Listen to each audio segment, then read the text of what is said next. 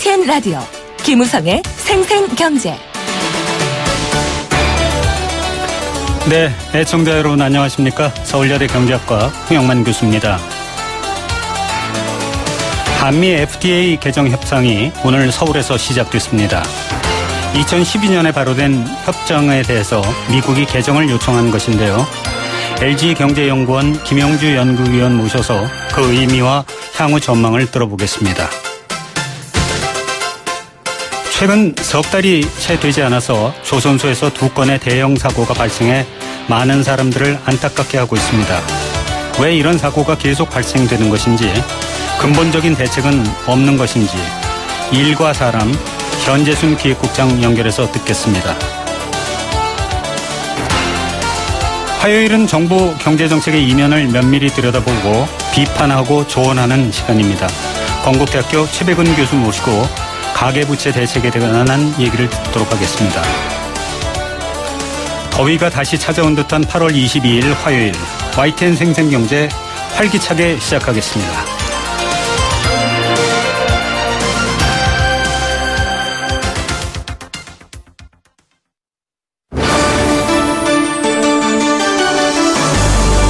YTN 라디오 김우성의 생생경제.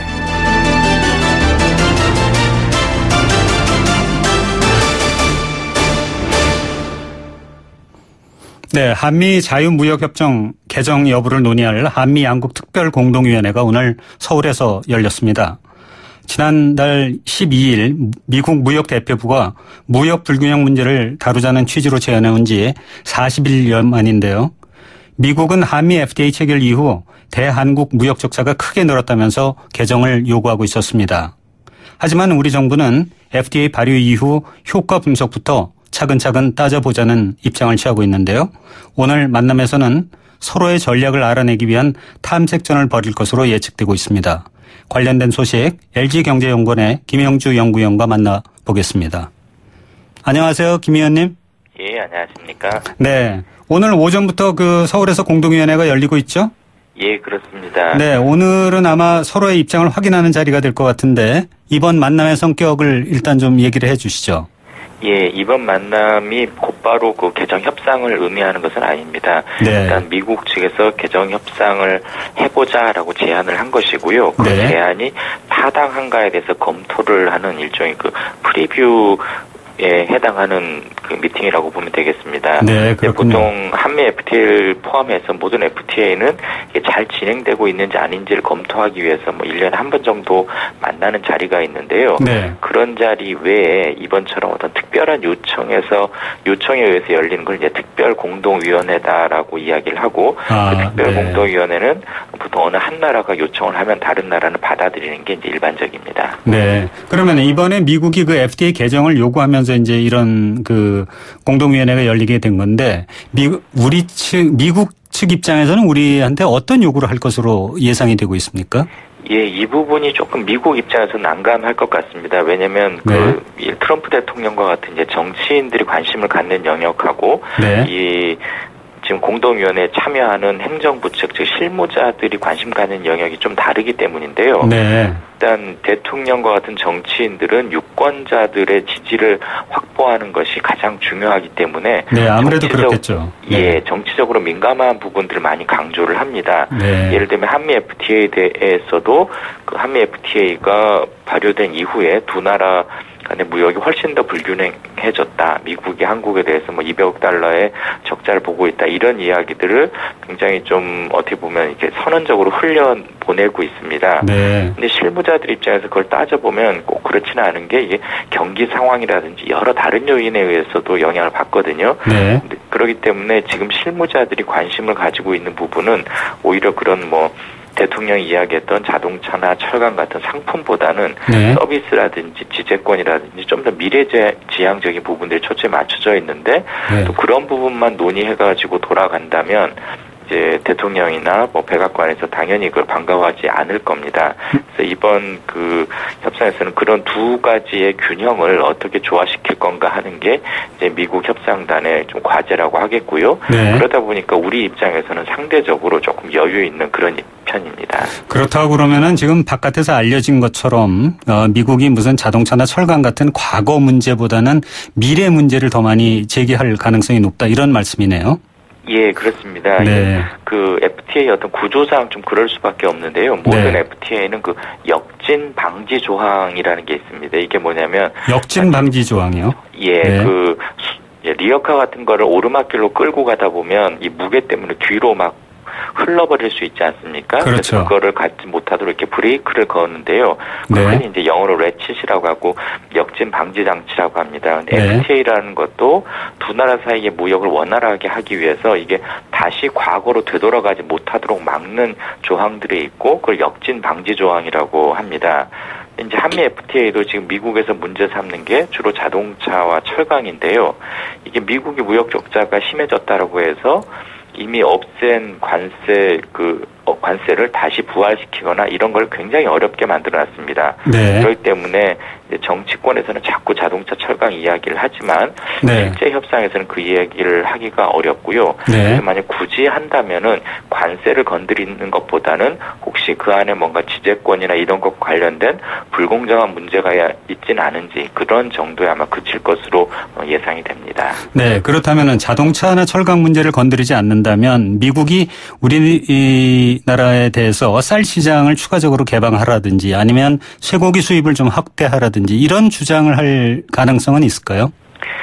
그런 가능성도 뭐 조금은 있습니다. 왜 제가 네. 조금 있다라고 말씀을 드리냐면 네. 실제로 그 한미 FTA가 발효된 직후에 이제 미국산 쇠고기 수입이 좀 늘긴 했지만 네.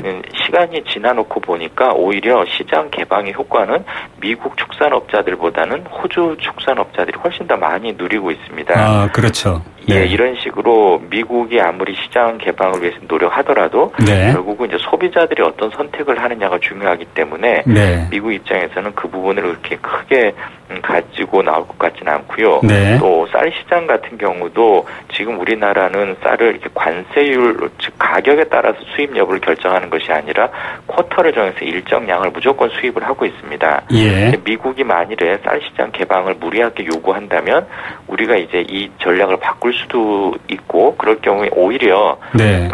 이제 미국 입장에서는 지금보다도 쌀 수출이 더 줄어들 수도 있기 때문에 네. 그렇게 무리하게 요구는 하지 않을 것 같습니다. 네. 대신 이제 자신들이 내세웠던 어떤 그런 명분이 있으니까 이런 관세나 특정 상품에 주목하기보다는 우리나라의 대미 수출 그 과정에서 뭔가 불공정한 부분이 있지는 않는지 예를 들면 중국산이 한국산으로 둔갑한다거나 네. 정부가 한국 기업들이 대미 수출에 좀 보이지 않는 보조금을 지급한다거나 이런 부분들을 네, 오히려 네. 건드리고 나올 가능성이 높습니다. 그런데 우리나라는 지금 현재 조금 전에 말씀을 하셨지만은 경제적인 효과부터 차근차근 짚어보자 이런 이제 얘기를 한다고 했는데요.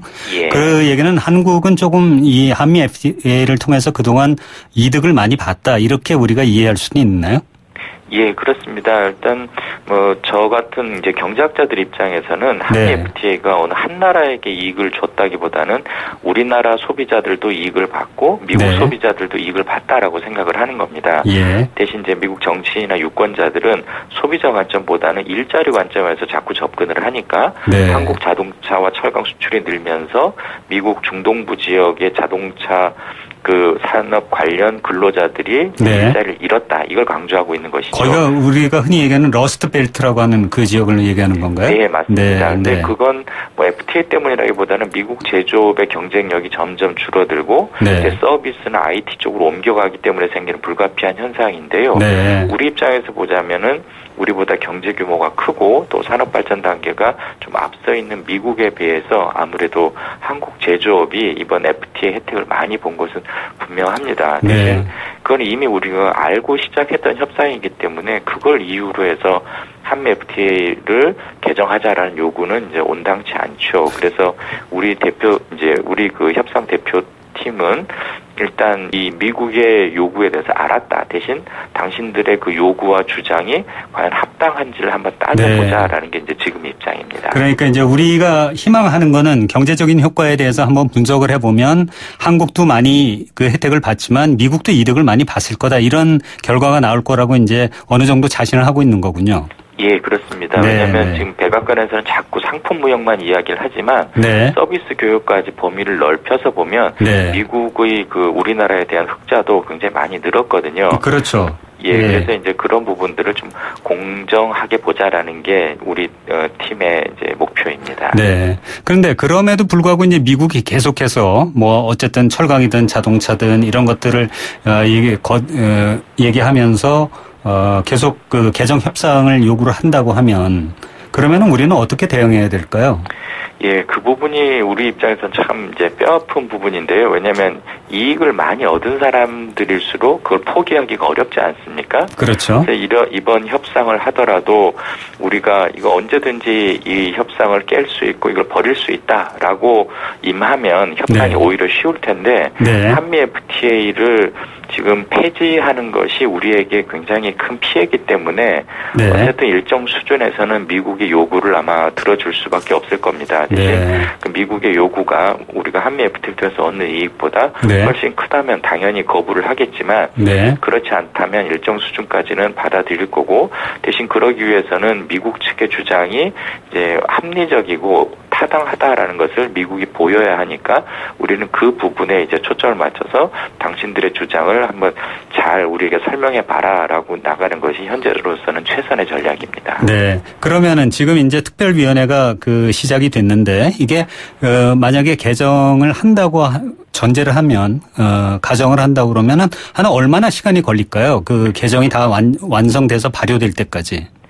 이게 뭐 딱 정해진 건 아닌데요. 네. 그 미국의 경우는 이 개정을 하려고 하면 의회에다 보고를 해야 됩니다. 네. 근데 그게 보통 보고를 하려면 실제로 그 결과에 반영되게 90일 전에는 보고가 이루어져야 하거든요. 네. 근데 미국이 이제 내년에 또 중간 선거도 있고 하기 때문에 네. 보통 연말 혹은 내년 초까지는 이걸 마무리하려고 할 테고 네. 이 부분에 있어서 미국이 조금 힘든 것은 지금 미국이 멕시코, 캐나다와 더불어서 나프타 재협상을 또 함께 진행을 하고 있습니다. 동시에 하고 있군요. 예, 근데 네. 지난주에 그 협상은 이제 개정 일정이 정해졌거든요. 근데 네. 앞으로 3주에 한 번씩 무려 7번 만난다고 돼 있습니다. 네. 그리고 한 20주 정도를 계속 거기다 쏟아부으면서 네. 한미 FTA에 어느 정도 집중할 수 있을지 그래서 오히려 우리 입장에서는 그런 부분은 조금 유리하다고 보여집니다. 네. 한 1년여 그러니까 저희한테 약간의 시간이 있는 거네요. 예, 아마 짧으면 한 반년, 길면 한 1년 정도 시간이 네. 있다고 보면 되겠습니다. 네. 오늘 말씀 감사합니다. 네, 감사합니다. 네. 지금까지 LG경제연구원 김영주 연구위원과 말씀 나눠봤습니다. YTN 라디오 김우성의 생생경제. 함께 느끼는 우리 경제, 경제 공감 사전입니다. 경제 공감 사전은 경제와 관련된 개념이나 단어의 뜻을 여러분이 새롭게 써주시는 코너입니다. 단문 50원, 장문 100원의 정보 이용료가 부과되는 샵 0945, 우물정 0945번 문자와 스마트폰 앱 예스로 참여하실 수 있습니다. 참여해 주신 분들 중 추첨을 통해 도심 속 꿈의 놀이터 일산 원마운트에서 워터파크와 스노우파크 이용권을 드리도록 하겠습니다. 오늘의 공감사전 주제는 자유무역협정 FTA입니다. 자유무역협정은 2개 이상의 국가가 서로의 상품이나 서비스를 사고 팔 때 매기는 관세나 각종 수입 제한을 철폐해서 교역을 자유화하기로 맺은 협정을 말합니다. 모든 품목의 관세를 없애는 것이 원칙이지만 당사자 간의 협상에 따라서 일부 품목만 관세를 물리도록 예외를 정하기도 하는데요. 미국과 캐나다, 멕시코 등 3개국 사이에 1994년에 발효된 북미 자유협정이 전 세계적으로 보면 FTA의 붐을 일으킨 기폭제가 되었습니다. 현재 전 세계적으로 250여 개의 FTA가 체결돼서 190여 개가 발효 중에 있고요. 교역량의 약 50% 이상이 FTA를 통해서 이루어지고 있다고 하는데요. 우리나라는 지난 2004년 칠레와 FTA를 시작으로 해서 73개 나라를 대상으로 우리나라와 FTA를 맺었거나 추진 중에 있습니다. 이 가운데 한미 FTA는 2006년에 제1차 협상을 시작해서 2012년 3월에 발효가 되었습니다. 5년이 지난 뒤 미 무역대표부는 한미 FTA 개정 협상을 공식으로 요구했습니다. 과연 미국 측은 한미 FTA 재개정을 통해 무엇을 얻으려 하는 걸까요? 여러분들은 한미 FTA 재개정에 대해서 어떻게 생각하십니까? 미국의 요구대로 개정을 해야 할까요? 개정 요구를 거부하고 폐기해야 할까요? 의견 보내주시기 바랍니다. 생생경제 1부는 포스코와 함께했습니다. 캠페인 들으시고 경제 톱뉴스로 돌아옵니다. 8월의 캠페인은 도박은 치료가 필요한 질병입니다. 도박문제 상담 전화 1336 한국도박문제관리센터와 함께합니다.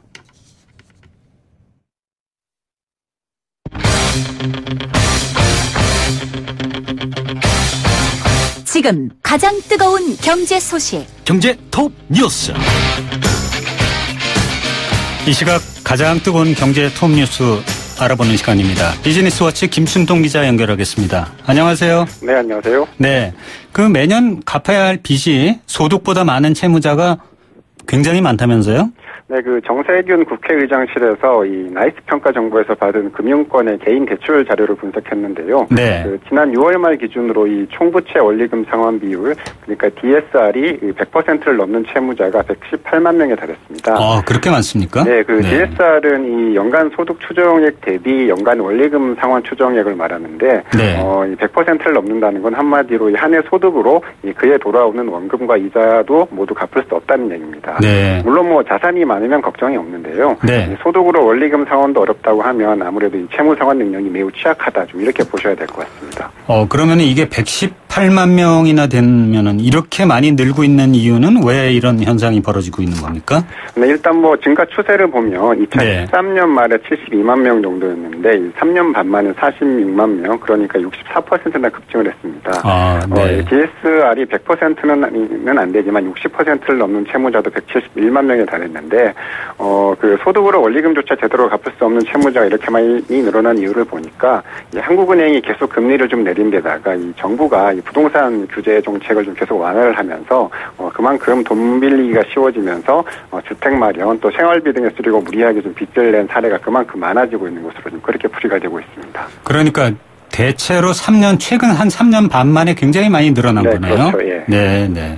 아, 이거 참 굉장히 그 정부로서도 참 골치 아픈 일이겠습니다. 네. 네. 글로벌 그 금융 위기 이후에 한국은행의 금리 정책이 주식이나 부동산 시장에서 그 영향이 많이 줄었다면서요? 네, 금융연구원의 보고서에 나온 내용인데요. 네. 이 연구원이 분석 모형을 이용해서 2000년부터 2016년 8월까지 금리 인상이 주식과 부동산 시장에 미치는 영향을 분석을 했습니다. 네. 이 결과를 보니까 이 금리 인상이 부동산 시장에 영향을 주기까지 한 3, 4개월 정도 시차가 있었고요. 네. 또 10개월이 지나면 영향이 가장 컸는데 그런데 이런 영향 자체가 좀 갈수록 약해지고 있다고 합니다. 네. 주식 시장은 어땠나요? 네, 그 주식시장에서는 금리 충격이 나타나긴 했는데 빠르게 네. 사라졌습니다. 금리 인하에 따른 주식시장 부양 효과나 인상 후의 충격 효과 모두 최근 들어서 좀 약해지고 있다는 건데요. 네. 부동산도 그렇고 주식도 그렇고 이 금리 인상이 자산 가격에 영향을 주고 이것이 다시 실물 경제에 주는 효과가 좀 계속 줄고 있다고 보시면 될 것 같습니다. 네. 그러면은 지금 한국은행에서 뭐 정책 금리를 올린다 내린다 하더라도 그것이 그 국민 경제 전체에 미치는 효과가 그만큼 줄었다 이런 얘기네요. 네, 그 한국은행은 뭐 기준금리 인상을 가지고 좀 많이 좀 고민을 하고 있는데 네. 지금 뭐 금리 기조 자체가 워낙 좀 낮다 보니 수준 자체가 워낙 낮다 보니까 네. 아무래도 좀 실물 경제에 미치는 영향은 좀 상대적으로 많이 약해진 것 같습니다. 네, 네.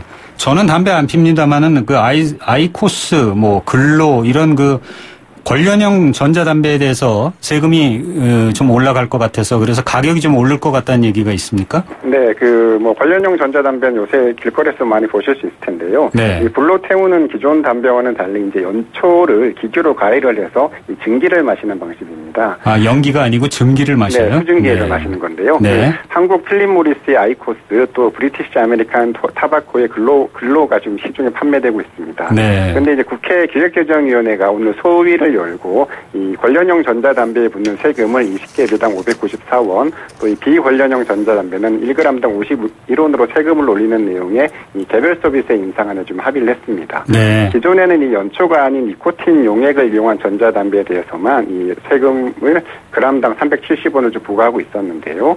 이 관련형 전자담배는 따로 기준이 없는 상태여서 이 수입사들이 수입을 할 때 이제 파이프 담배로 신고를 해서 g당 21원만 세금을 냈었는데 이번에 2배 이상 좀 고르게 될 것 같습니다. 네, 그러면 하여간 전체적으로 그 담배값이 좀 오르겠군요. 네, 지금 뭐는 관련형 전자담배는 20개비 한 갑에 4,300원 정도인데요. 네. 일단 뭐 일반 담배 가격인 4,500원은 똘 것 같고요.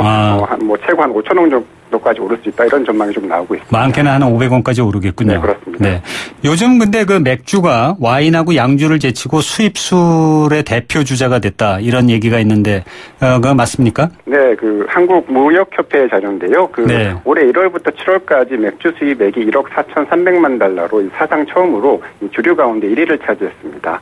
올해 맥주 수입액은 작년 같은 기간보다 무려 50% 넘게 좀 급증을 한 건데요. 네. 과거에 수입술 부동의 1위는 양주였습니다. 그렇죠. 예, 그런데 2015년과 16년에 와인이 1위에 올랐고 네. 올해는 이제 맥주가 이 자리를 차지했습니다. 어느 나라 맥주가 인기가 있습니까? 네, 올해 수입 맥주 좀 순위를 보니까 네. 1위가 좀 일본산이었는데요. 네. 아사히나 기린 같은 일본 4대 맥주에 대한 인기가 여전히 높았습니다. 네. 칭따오를 앞세운 중국산이 2위, 독일산이 그 뒤를 이었는데요. 네. 이 술을 마시려는 사회적인 분위기, 덜 마시려는 사회적인 분위기에다가 요즘에 혼술, 또 집에서 먹는 홈술 등이 유행하고 있는데 그러면서 이제 맥주 수입도 좀 많이 늘고 있는 것으로 풀이가 되고 있습니다. 네, 술 마실 때는 대일 감정이 별로 크게 작용 안 하는 모양입니다. 네, 아무래도 좀 맛을 중요하게 생각하는 것 같습니다. 네, 네.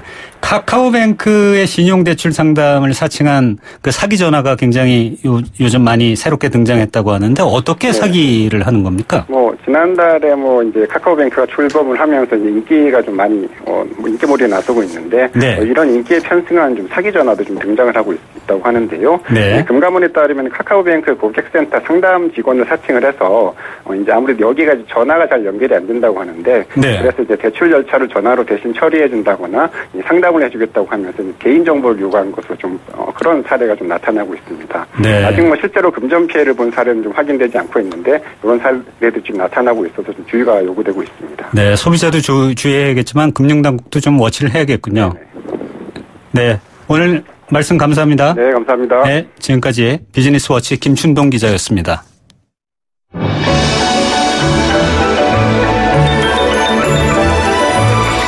오늘의 경제를 들여다보는 시원한 창.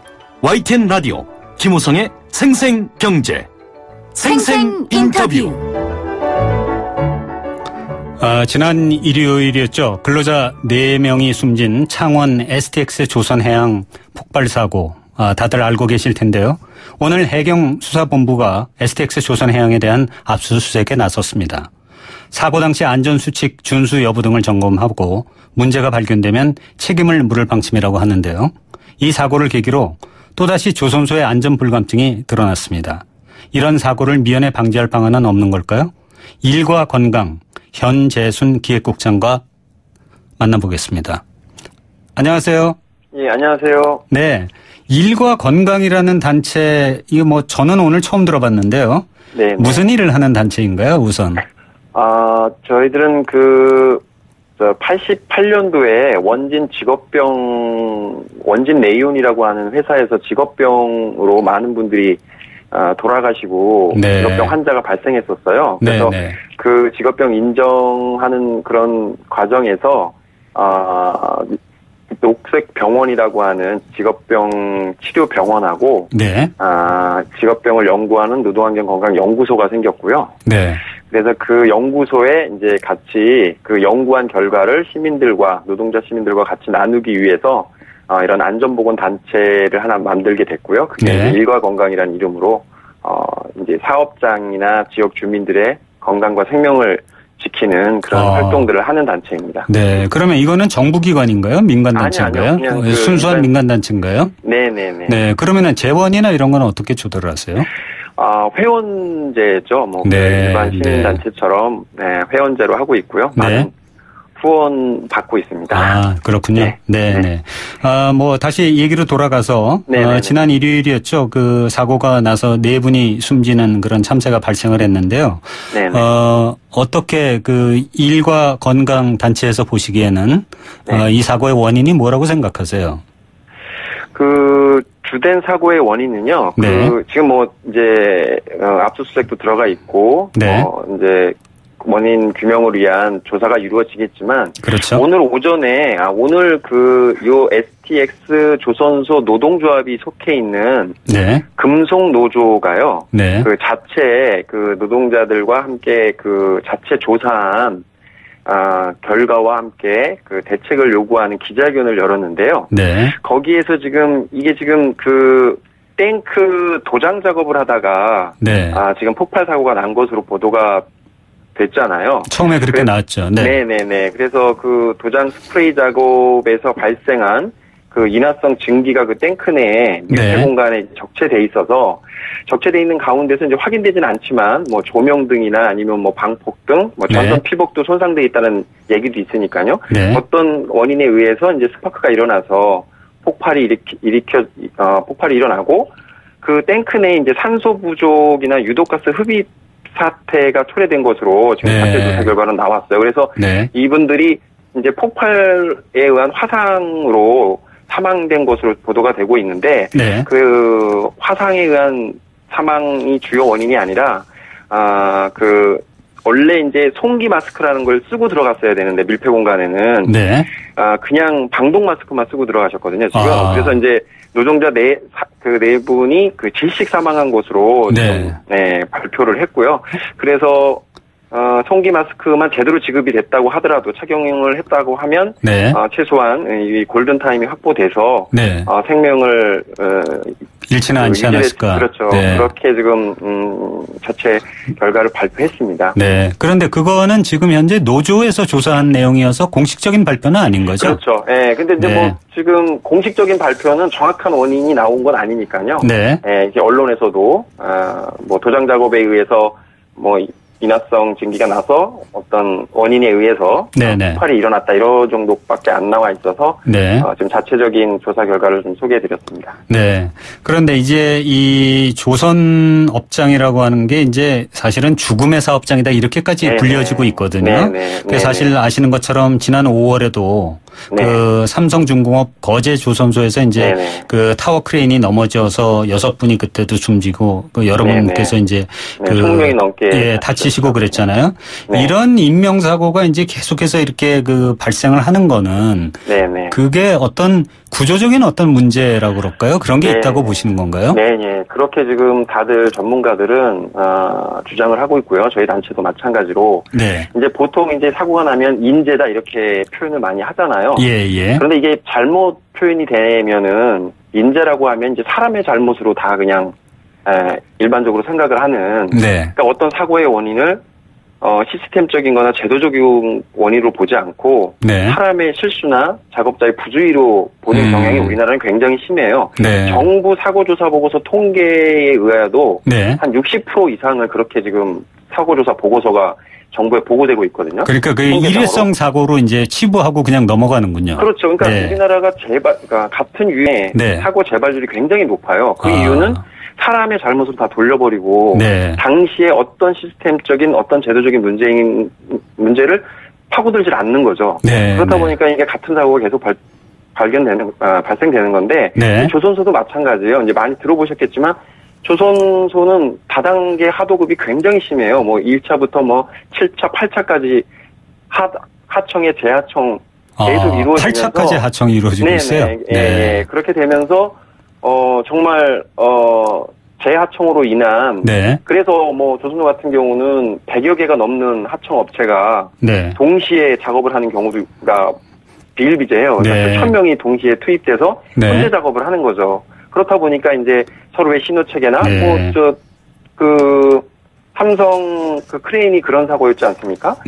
신호 체계가 제대로 작동되지 못하면서 그렇게 끔찍한 참사가 일어난 것인데요. 이 다단계 하도급을 금지하고 그다음에 그로 인한 이제 위험의 외주화가 되는 거잖아요. 이제 위험한 업종을 계속 이제 외주화, 하청으로 하면서 외주화 주면서 어떻게 보면 위험한 걸 정말 정규직이 해줘야 되는데 그렇지 않습니까? 근데 이제 위험한 걸 계속 하청을 주면서 하청은 또 단가가 내려가요. 그러면 안전 조치에 쓰여야 될 비용들도 제대로 쓰이지 못하고 일본 같은 경우도 이제 성기 마스크가 지급됐어야 되는데도 불구하고 뭐 원인은 나중에 밝혀지겠지만 압수수색도 들어갔으니까 황동 마스크가 그냥 지급되면서 이런 문제가 일어난 것이니까요. 그렇다고 하면은 지금 정부에서 말이죠. 하도급 업체에 어떤 산재가 발생을 해가지고 사망 사고가 발생하면 안전 조치를 만약에 미이행한 것이 드러났을 경우에 원청 업체도 그 책임을 지도록 하겠다 하는 그 법안을 지금 정부가 마련하고 있는 것으로 알고 있는데요. 이런 것들이 준비되면 앞으로 이런 사고를 좀 줄이는데 큰 도움이 될 거라고 생각하십니까? 그렇죠. 제도적으로 하도급 금지, 외주화 금지, 그 다음에, 또 하나는 이제 들어보셨겠지만 기업에 대한 처벌이 너무나 약해요, 우리나라가. 그래서 이게 중대재해 처벌을 하는, 기업 처벌을 하는 기업처벌법이라고 하는 게 지금 발의가 돼 있는 상태거든요. 그래서 이제 그 기업처벌법까지 이렇게 제도적으로 좀, 시급히 제정이 돼야, 이 근본적인 구조적인 문제를 풀 수 있을 것이라고 봅니다. 지금 말씀 중에 그 우리나라 기업들에 대한 처벌이 약하다 이런 말씀을 하셨는데요. 만약에 이런 사고가 났을 경우에는 그러면은 해당 회사는 어떤 책임을 얼마만큼 지게 됩니까? 그게 이제 이제 우리나라는 이제 통계적으로 만약에 이 케이스에 한정해서 얘기를 한다고 하면요. 지금 법으로는 딱 나와 있는 건 없죠. 책임을 질 수 있는 게 없고요. 징역이나 5천만 원 이하 벌금이라고 되어 있는데 우리나라 벌금 체계나 이거는 다 이하 체계이기 때문에 불과 뭐 몇백만 원 그 정도 수준에 한 사람 한 분의 노동자가 돌아가셨을 때 지금 우리나라가 한 분의 노동자가 돌아가셨을 때 몇백만 원에 그쳐요. 벌금이. 그리고 구속되는 경우도 없고 실제 이제 대표이사나 실제 책임자들은 구속되는 경우가 없습니다. 다 하청이나 그 관리 안전보건 담당자나 그 관리직 정도에서 되는 거지 실제 처벌받는 경우가 없거든요. 그래서 지금 이제 몇 해 동안 계속해서 이 중대재해처벌 강화법을 제정하라고 적극적으로 요구하고 있습니다. 지금 새 정부에서도 말이죠. 그 문재인 대통령께서도 계속해서 반복해 말씀하고 있지만은 휴가 많이 좀 하고 그 근로자들이 정상적인 휴식을 취하도록 이렇게 유도를 하고 있지 않습니까? 이런 정부의 정책 방향이 앞으로 이런 사고를 좀 줄이는 데 도움이 될까요? 휴가 그런 것도 있겠죠. 그런 것도 있는데 휴가라기보다 지금 이제 아주 이제 이 중대재해에 대한 이런 산재 예방과 관련된 산업재해 예방과 관련돼서는 방금 말씀드렸던 이런 근본적인 제도적인 장치가 시급히 마련돼야 된다고 봅니다. 알겠습니다. 오늘 말씀 감사합니다. 일과 건강 현재순 기획국장이었습니다. 세계 경제가 내 주머니 속으로 경제 도미노. 경제가 우리 삶에 도미노처럼 미치는 영향과 그 맥락을 알아가는 인기 코너입니다. 경제 도미노. 오늘도 건국대학교 경제학과 최백은 교수와 함께하겠습니다. 안녕하세요. 안녕하세요. 교수님 안녕하세요. 오늘 주제는 정부의 그 가계대출 규제인데요. 그 정부가 이제 우리나라가 가계부채 규모가 한 1,400조 원 이렇게 되니까 정부가 지금 내달 초에 이걸 위험 수준이라고 보고 종합대책을 발표할 예정인데요. 어떤 내용이 담길 것이라고 예상하세요? 먼저 그 내용적으로 볼 때는 문재인 대통령이 이제 그러니까 그 대통령 선거 과정에서요. 그 공약으로 내세운 부분을 좀 우리가 살펴보면은 대충 윤곽을 추정이 가능하다고 생각하는데요. 첫 번째는 이제 이 가계부채 증가 문제라는 것이 부채라는 것이 이제 미래소득을 당겨 쓰는 거잖아요. 그렇죠. 그런 점에서 이제 결국 이 부채가 증가한다는 것은 이제 그러니까 소득이 이제 그러니까는 이 제대로 개선이 안 되고 있다는 점을 이제 반영시키는다는 점에서요. 미래소득이 줄어드니까요. 그렇죠. 그런 점에서 이제 이 문재인 정부가 내놓고 있는 소득주도 성장 정책이라는 것이 바로 이제 그러니까 가계의 소득을 늘려서 이제 근본적으로 해결하겠다는 이러한 이제 부분인 것 같고요. 문제는 이게 이제 성공을 했을 때 이제 효과를 이제 크게 볼 수 있겠죠. 그 다음에 취약계층의 부담을 이제 경감시키겠다. 그리고 이제 금융기관보다는 금융 소비자 보호에 이제 중점을 두겠다 이렇게 하고 있거든요. 네.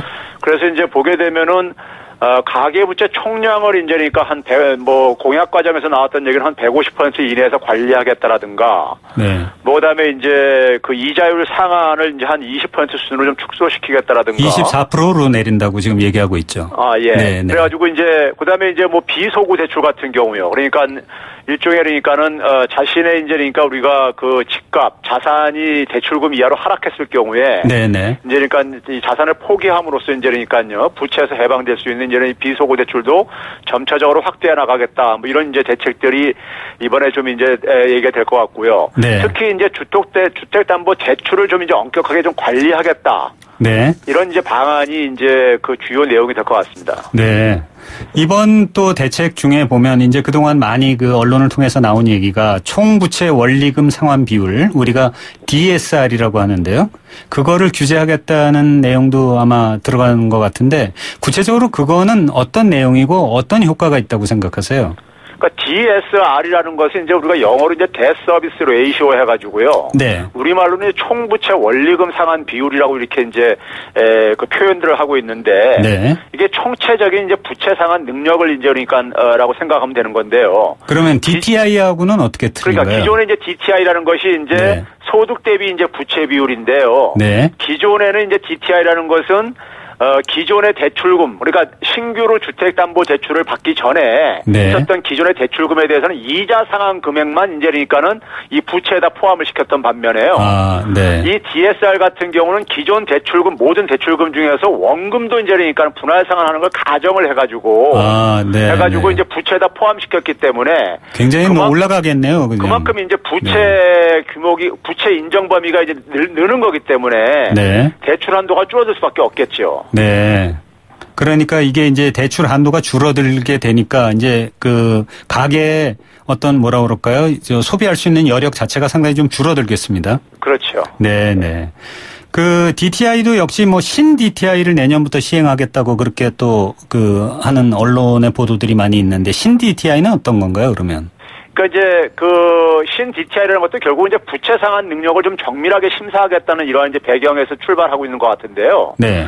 이제 DTI 경우도 앞에 이제 DSR 소개한 것처럼 이제 그러니까 원리금 상환 방식을 먼저 도입하겠다는 얘기입니다. 네. 그걸 통해서 이제 그러니까는 그러면은 장기 분할 상환 대출로 좀 이제 그러니까 유도를 하겠다는 것이고요. 네. 두 번째는 이제 소득 산정 방식을 이제 바꾸는 것이 핵심인데요. 네. 현재는 이제 당장의 소득만으로 이제 대출 규모를 되게 정하고 있는데 네. 미래 소득이라든가 이제 자산 평가도 이제 반영하겠다는 겁니다.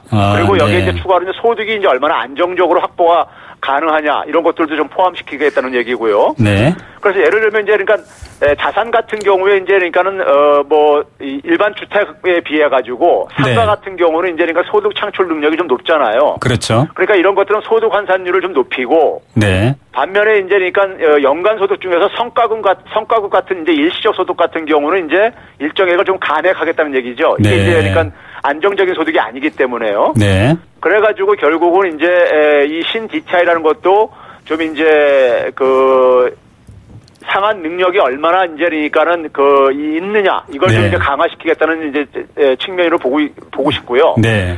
그래서 이제 결국은 이제 미래 소득이 좀 많은 이제 젊은 층들한테는 좀 상대적으로 좀 유리하고 수 있고요. 네. 네. 반면에 이제 그러니까는 좀 이제 40대 이후 같은 경우는 좀 약화될 가능성이 있는데요. 네. 문제는 소득 안정성에 대한 추정이 얼마나 가능할지. 금융기관들이 이걸 얼마나 그러니까 요즘 우리가 그 취업 기간이라든가 일자리 종사 기간이 굉장히 짧아지는 이런 추세가 있다 보니까는 그렇습니다. 금융기관들이 소득 안정성에 대해서 얼마나 이 추정이 얼마나 정확하게 할 수 있는지가 좀 관건일 것 같습니다. 네.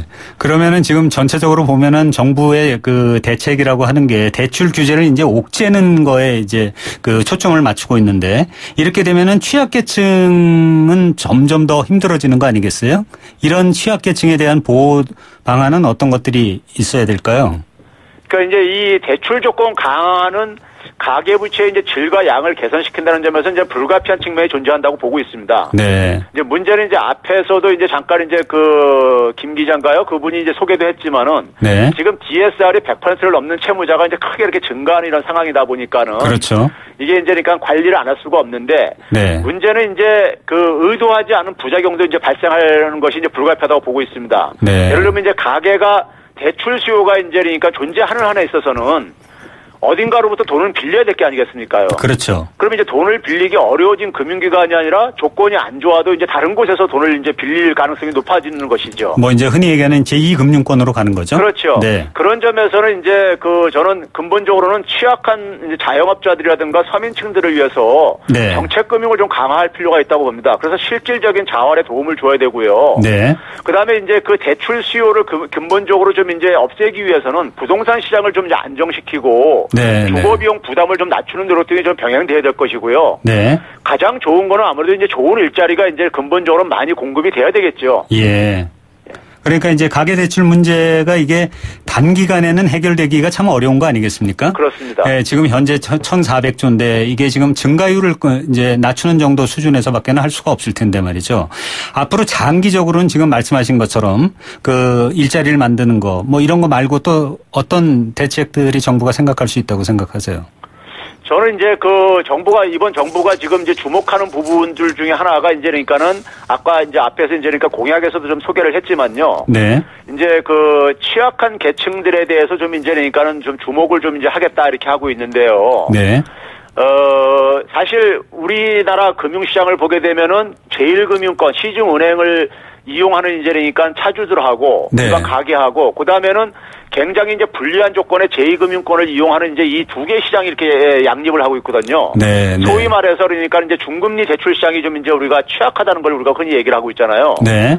그 이유는 결국 뭐냐면 우리나라에 그러니까 많은 그러니까 이제 서민층들이 혹은 이제 그러니까 이 영세한 자영업자층들이 이용할 수 있는 그러니까 금융시장이 그러니까는 좀 이게 발달이 안 돼 있다는 것을 반영하고 있다고 보고 싶어요. 네. 좀 무슨 얘기냐면 시장의 논리가 금융시장의 논리가 충분히 이제 작동이 안 되고 있고 네. 그렇다면 결국 그 부분은 정책금융이 좀 개입해서 해결해야 되지 않겠는가 하는 것이고요. 그래서 정부에서도 역대 정부에서도 정책금융을 많이 이제 그러니까 서민금융을 이제 이렇게 소개하고 있지만은 그게 저는 규모가 너무 작고 네, 그다음에 네. 그 서민금융도 금리가 높다 보니까는 실질적인 자활에 별로 도움이 안 되고 있다는 점에서 네. 저는 이제 중소기업들 같은 경우 예를 들면 이제 그러니까는 그 중소기업 이제 그러니까 정책금융이라는 게 있잖아요. 네, 그렇죠. 네. 그런 부분들을 좀 그러니까는 취약계층들에게도 네. 이 엄밀한 그러니까 이 자활 프로젝트를 이제 전제로 사업 프로젝트를 전제로 해가지고 네. 좀 저금리로 그러니까는 이 좀 지원하는 정책 금융이 좀 더 좀 제도화시킬 필요가 있다고 저는 생각하고 있습니다. 그러니까 이제 중소기업뿐만 아니고 이제 가게에 대해서도 이제 그런 정책 금융을 좀 활성화해야 된다 이런 말씀이죠. 시장이 좀 이게 만들어지기 전까지는 네. 이제 그런 정책 금융이 역할을 해야 되지 않겠나 생각합니다. 네, 네. 오늘 말씀 감사합니다. 네, 감사합니다. 네. 지금까지 건국대학교 경제학과 최백은 교수였습니다.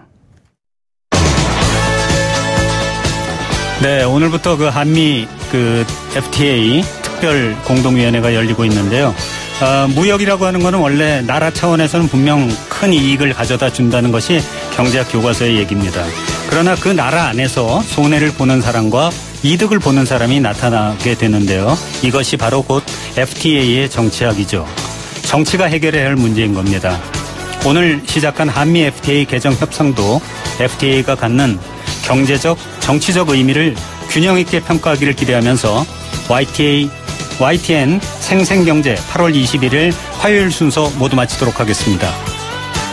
지금까지 서울여대 홍영만 교수였습니다.